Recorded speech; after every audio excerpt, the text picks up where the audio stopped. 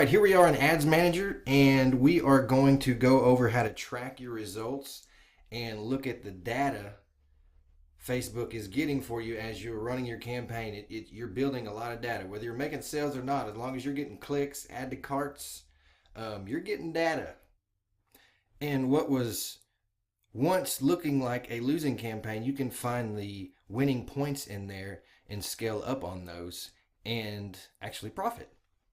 So here's how you want to do that. So you saw how you'd set your campaign up, your ad set, your ad or ads, and then you duplicate and split it up into different age groups, placements, interests, lookalike audiences, lots of combinations. But here is a live ad. I think it's been on for 8 days, have 1,000 spend, and believe it or not, it's actually not profiting a whole lot. So if I go into Gear Bubble reports here, I pulled this up. So in the last 7 days or so, this has been running since the 15th, and that was 7 days ago, but I think it's almost a little over that. And with the upsell, haven't done too well with the upsell, but I got 1,018 profit on this campaign right now, and I've got 1,014 spend. So I don't even have $4 actually in profit, but it is profit. But what I'm gaining here is data, and I'm gaining a lot of ground on this pixel. And as every day progresses, and as I get more spend and more traffic and more add to carts and more purchases, I'm going to be getting a lot more data in this campaign to where I can scale up on those small points.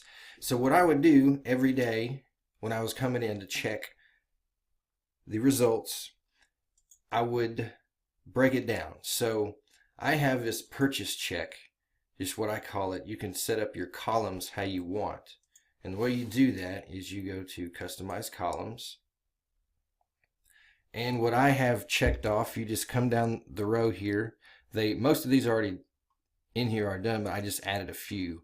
I would add purchase for the Facebook pixel, cost per purchase, and total conversion value.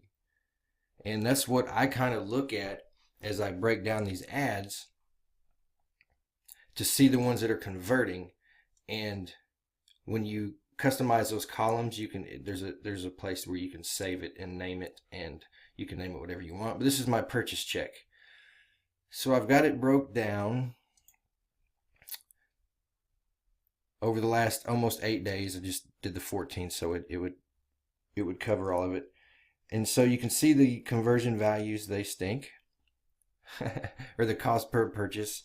But most of these are buying more than one anyway, so it's not as bad as it looks. But you can see the cost of these conversions, and I'm still breaking even, and I'm buying data that I can scale up on and make money on. So here's your purchase check. I can see the results. That's what we're looking for, conversions. I'm going to break it down, and you can break it down age and gender, and well, let's just do age, since I'm only targeting females right now. So it's going to break it down and tell you the best ages. If you already have your ad set broken down in Facebook's age brackets, then there's no point in doing it like this. But you see this one's 35 plus. It's going to break it down and give me the key ages. And so 65 plus, that's pretty good. There's not quite enough on there to go to town on and say, I'm just going to duplicate that because that's a winner. But it's getting there. This one is 6 conversions. That's pretty good because this isn't the retargeting ad, and it should be getting cheaper. Let's see, it's probably the one at the top.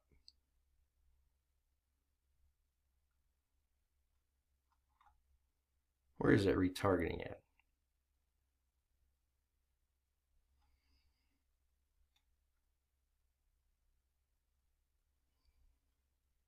Okay, so it kind of jumped up. Well, when you break it down like that, it did. Yesterday, the conversions were much cheaper on the retargeting ad. And sometimes that happens. Sometimes Facebook does its thing And the campaign's only a week old, and I've been changing some stuff. Like I duplicated some ad sets a day or two ago. This is the 22nd I'm on right now, and it's optimizing. So it's building data, and you can see I'm kind of neck and neck with the profit here. And so I'm going to be really tedious, and I'm going to pick out every point I can. So now I know which ages are at least profitable. 55-64 on desktop newsfeed. Add to cart, optimize for add to cart with a manual bid of 35 per conversion. And I could just duplicate this ad set, and when I created that similar ad set, I would just change the ages to 55-64, and the budget would stay, well, this one's kind of high, but I would probably keep it 10 to 20 when I was scaling up on that single item, just to make sure the first time around. And that's how you build off your campaign's results. And now if you don't have your ad sets broken down by placement, all you have to do, let me uncheck that. Show me some of this. So custom columns to see your purchases, and then we can do the breakdown by placement and device. And this is how I found out that XYZ ad set was converting very well on iPhones, and you'll see that right here. Okay, so this is the breakdown based on devices and placement. We can see each result, the cost per conversion and the total conversion value. And this is keeping track, I believe, $19.95, the total purchase price. And I think before shipping, I'm not real sure actually. But you can see how it breaks down the data, and unfortunately this is not like an amazing campaign, but right here, this is a big audience. And I've got 2 placements that are doing very well. I wish that was 10 instead of 1, but just for example, now I know that my lookalike audience, layered with the interest I got from plugging in the custom audiences into Audience Insights, optimizing for add to cart with a manual bid of $30 per conversion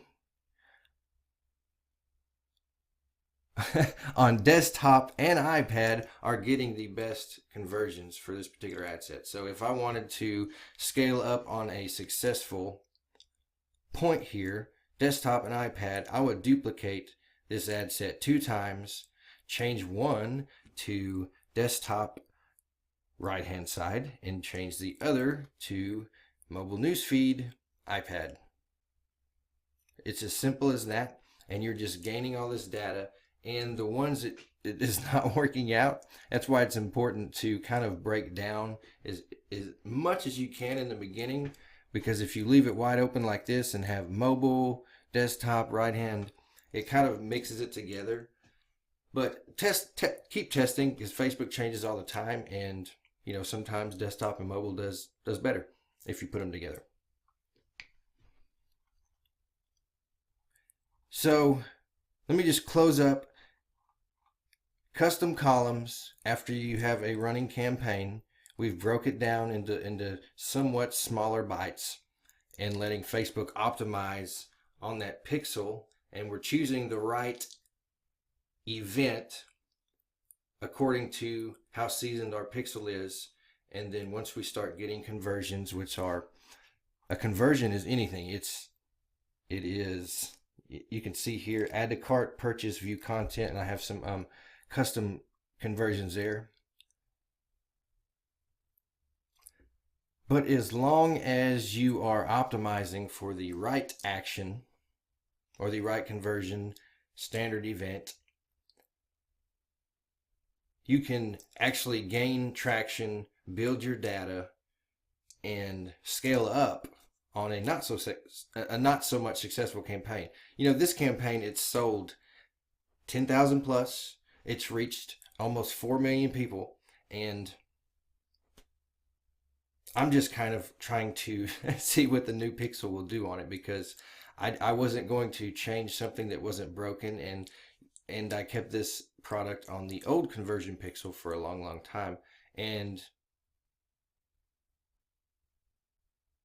I didn't have all these data pieces to build off of necessarily. But if you saw how I built that campaign, I broke it down quite a bit per ad set, quite a bit more than I do these days. But it's just whatever's necessary and is working from your testing. Okay, so I hope that you understand tracking your results a little better and just using that new Pixel and the data reporting to find your winning points and just scaling up on those. And if you set up your campaign correctly, you can find those key points and scale up very easily, as you can see. So with that, I will see you on the next video.